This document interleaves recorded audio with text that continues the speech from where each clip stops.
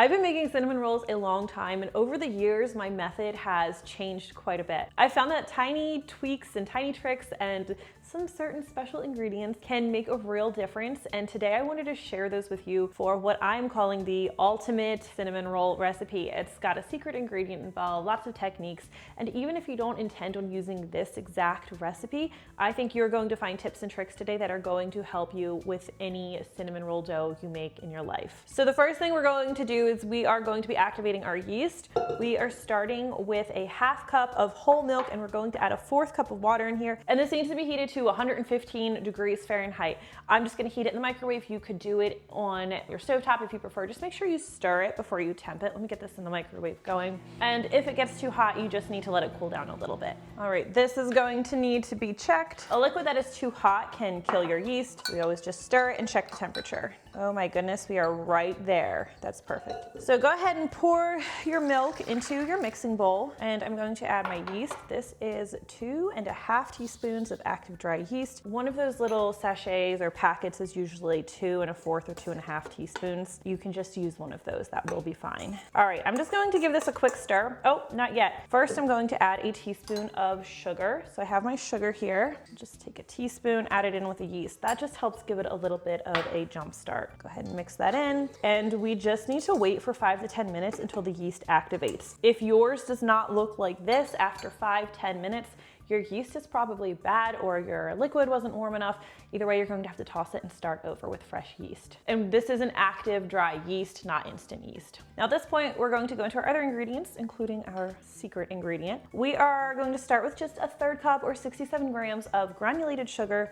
Go ahead and add that right in. The next ingredient is one I stole from the Amish. It is a cup of mashed potato. This is a cup of mashed russet potato. Not like mashed potatoes that are left over from Thanksgiving. No milk or salt or pepper or anything should be in them. It's just plain potato. What I do is I bake a russet potato in the microwave. Once it's cooked through and tender, I pull out the inside and I mash it until it's nice and smooth. So a cup should be 210 grams, and you don't want it to be cold because it can make it difficult to incorporate, but it shouldn't be super scorching hot either. Like warm actually is going to incorporate the best. Amish cinnamon rolls, like in Penn Dutch markets, are just known for being amazing. Like they put Cinnabon to shame. The reason is because of this secret ingredient. Potatoes are going to hold onto moisture so much better than just regular cinnamon roll dough does. Crumb is going to stay super soft and pillowy. It's going to be very tender, kind of melt in your mouth. The cinnamon rolls tend to get a little bit taller. They're moist but not gummy. This ingredient just elevates things to no other level.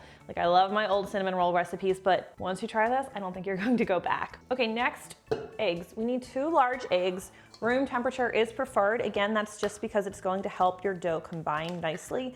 If you start adding cold ingredients, you can kind of shock the dough, and then it won't, get as nice and cohesive as easily. Just be more difficult to work with. I usually like to just lightly beat these, and that's just going to give them a little bit of a head start. We'll go ahead and add them into our bowl. Things looking lovely in there. All right, next, our salt. You need 1.5 teaspoons of table salt. Just sprinkle that over the potatoes and sugar. All right, next up is our flour. Bread flour is your best bet with cinnamon rolls because it's going to give you that slight added chewiness. It's going to give you more of a classic cinnamon roll mouthfeel. Yes, all-purpose flour will work in a pinch. If that's all I had on hand, I would not let it stop me from making cinnamon rolls, but bread flour is your best bet. I keep addressing my notes. I actually printed out this recipe. If you're watching this for my membership, you get early access, so you usually get to see these recipes before the printable version is available, but the full recipe will always be there in the description for you. You just won't have that link to click it until it goes live. I didn't sleep well last night, so I needed to be able to reference it. So 4 cups or 500 grams of bread flour, or again, all purpose if it's all you have. We're not going to add all of it at once. I usually like to add about half. So about 2 cups or 250 grams. As you can see, I'm not measuring it. I'm just going and adding it by sight. So I'm going to stir this together. Now you can stir this by hand or you can use your mixer. If you're using your mixer at this stage, the dough hook isn't going to do much for you, so use the paddle attachment. We'll switch to the dough hook a bit later on. So now I'm going to add a bit more of the flour. So I added about another cup of flour, so about 3 cups, maybe a smidge more is in here at this point. And it's starting to get to be a bit of a pain to mix, so let's hop over to our mixer. Add the paddle attachment. This is a recipe you can absolutely absolutely do it by hand. I'm pretty sure that's how the Amish are doing it. But if you have a stand mixer, take advantage of it, and here's why. A dough like a cinnamon roll dough benefits from adding less flour. You're going to add as much as you need, but when you're doing it by hand, you're going to have to add more flour than you would if you were mixing it with a mixer, just because it tends to get a little bit more sticky. So when I'm working with a dough like this, I will use my mixer. Again, if you don't have one, just use a wooden spoon. Don't use an electric hand mixer because you'll burn out your motor, but just mix it until everything is nice and smooth. Just takes a bit more of an arm workout and a little more flour. And once it starts clinging like that, I will switch over to my dough hook because there's enough dough here and it's at the right stage where it'll start clinging to itself. Okay, I'm going to go a little further here. And now we're going to start talking about our butter. So I have my butter here. We need butter for a couple different steps, but right now we are going to be working with 6 tablespoons of butter. This is unsalted butter. We're going to add it 1 tablespoon at a time to the dough while we're mixing on low speed. Or if you are using a wooden spoon and doing this by hand, it might be a bit much to do it that way, so you can knead it into the dough. That will also be fine. We still have a little bit more flour we'll need, but this is the point where I add the butter. So here goes a tablespoon, drop it in there. We're going to stir this in until it's completely incorporated. Again, your butter should be soft, so approaching room temperature. And it's going to take a couple minutes to get all 6 tablespoons incorporated properly. So why are we doing it this way? In the past, I've made most of my cinnamon rolls and a lot of my bread doughs with melted butter. That works. It works really well, and it's probably the easiest way to bring your dough together quickly. However, I've been doing a lot of research on super exciting things like gluten development and proper fat incorporation into dough. You know, these are the things I read about in my spare time. And what I've learned through reading and experimenting is the bread dough actually benefits from a slower addition of the butter. And it also helps if the butter is in a solid state, because then it's going to coat the gluten more evenly. The butter can really properly hydrate the gluten. You're going to get like a nicer stretch to it, better gluten development, and your end result is your rolls are going to be more tender, more fluffy, and they just have a better structure. I think I mentioned earlier, they usually end up a little taller than other cinnamon roll recipes. I know I'm talking a lot, but I promised you guys the secrets, and I am a real nerd about the behind the scenes stuff and the research behind it, so we're going to be talking a bit about that today. I hope you don't mind. Tablespoon number 2. As I said, it usually takes like 3 to 5 minutes probably to get everything incorporated. And a quick note, if your dough's not kind of clinging to itself, add a bit more flour as you need to. It's okay to add it at this point. Everything's looking good for me, so I'm going to reassess once all my butter's added. Number 3, my nice trusty mixer here. This butter just was trying to stay floating up top. Down there. Okay, so we've added all of our butter, and so you've added more moisture as well. Your dough is probably going to need a bit more flour. That's very expected at this point. I typically use all 4 cups that I measured out. So we're going to add just a bit more flour as needed, and we're going to do this until the dough clings to itself and is pulling away from the sides of the bowl. And we'll do like a little touch test in a minute so you can see what I mean. I'll usually take a peek and scrape the bottom if needed, because you really want to make sure everything is being evenly incorporated. And sometimes little pockets of flour or something else can hide on the bottom. So I don't know if you can tell from that angle, this dough is just too shaggy and too soft still. So a little bit more flour. With yeast doughs, there is very rarely a set amount of flour where it's like, yes, you'll use this much and you're done. Different kitchens or even the weather can affect how much flour your dough needs. So we are always going to go by texture rather than off of a set number in a recipe. So that's a good guideline, but we may use a little bit more or a little bit less. Okay, let's take a look. I feel pretty good about this flour amount. Nikki, you wanna come in here so people can really see the dough. You can see it's clinging to itself. There's not a lot on the sides. Also, like, I'll just touch it usually and see like there's nothing on my finger. I'm trying to turn that so you can see it, but nothing on my finger, but it's still a little sticky. But that means you are good to move on. You've probably added enough flour. If you're kneading by hand, I find that usually changes, and as the dough's warming up because of your hands, you usually end up having to add a little extra, which is why I do like the mixer if it's an option. Okay, so now we just continue to knead the dough for about another 5 to 10 minutes. It's going to be a bit longer if you're doing it by hand, until it's smooth and elastic. And I'm also going to show you the window pane test, which is just a helpful guideline for telling if your dough is finished. So see you in a couple minutes. And I am assessing my dough as I go. It still seems a little bit sticky, so that last bit of flour is going in. Now we have hit 4 cups total, and we may even need a little bit more. So just keep an eye on your dough and watch it and adjust as needed. I've never not needed the full 4 cups. Okay, we've been kneading for about 8 minutes here and I feel pretty good about this, but I want to talk to you about a good way to tell if your dough is ready for you to move on. So first, look for it to appear smooth and elastic, so not super shaggy and not tearing easily. And also, again, if you touch it, nothing should come off on your fingers, or barely anything should.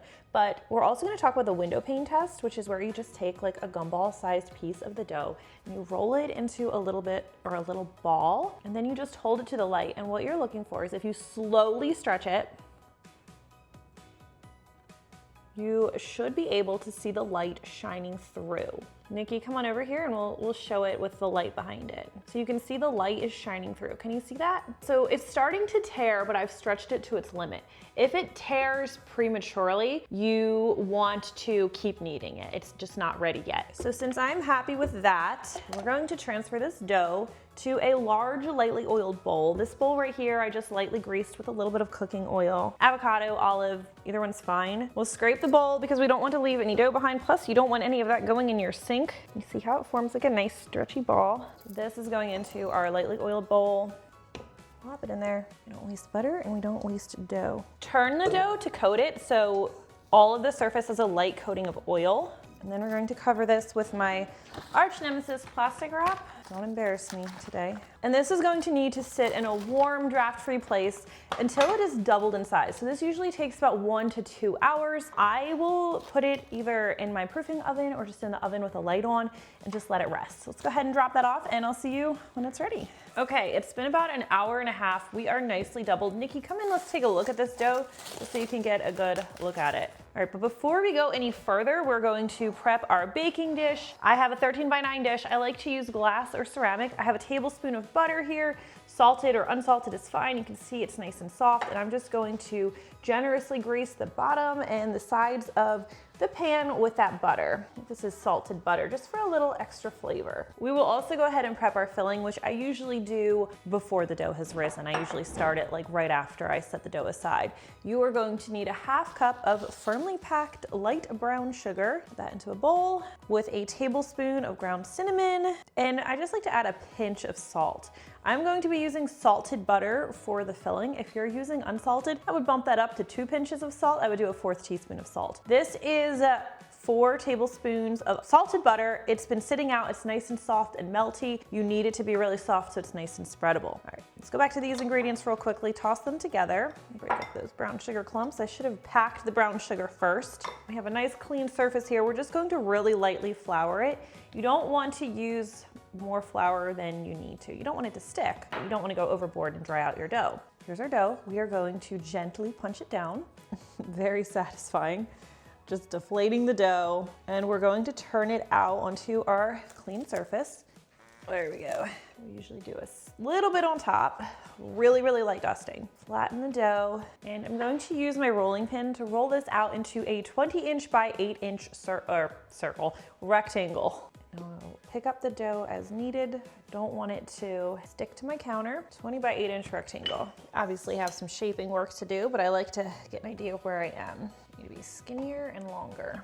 If you use too much flour, you'll have trouble getting your dough to not shrink up on itself. Okay, I feel like we're looking pretty good here. Let's go ahead and take our butter. Again, this needs to be really nice and soft. I popped mine in the microwave for a couple of seconds. We're just going to spread this evenly over our dough, but we're going to leave a little bit of a perimeter around the edges, like a 1/2 inch. Now, respecting that same perimeter, we are going to scatter our filling over top. If I had packed in my brown sugar, we wouldn't have any clumps, so I'm really mad at myself right now. That's why you always pack your brown sugar, even if you are weighing it, which is what I do. I weigh all of my ingredients, and all of the weights are listed in the description and in the printable recipe once that's available.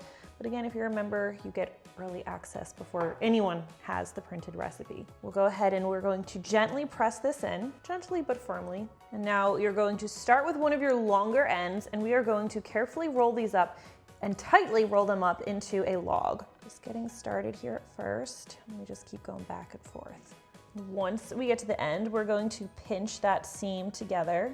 These might need a little bit of gentle reshaping. If you want super neat and tidy cinnamon rolls, you can like cut off the edges a little bit, but I don't like to waste any dough, so I don't do that. So we'll cut this into 12 even slices. Helps if you make your cut marks first. And use a nice sharp knife to cut through. And sawing through works better than just pressing down, or you're going to really misshape your rolls. Ta-da! Go ahead and place these in our prepared baking dish. I always feel like my rolls look so messy, which they kind of do a little bit, but they're going to puff out and they'll look better when they're finished. I'm going to cover these with plastic wrap. If you want to bake these today, put them, I said don't embarrass me.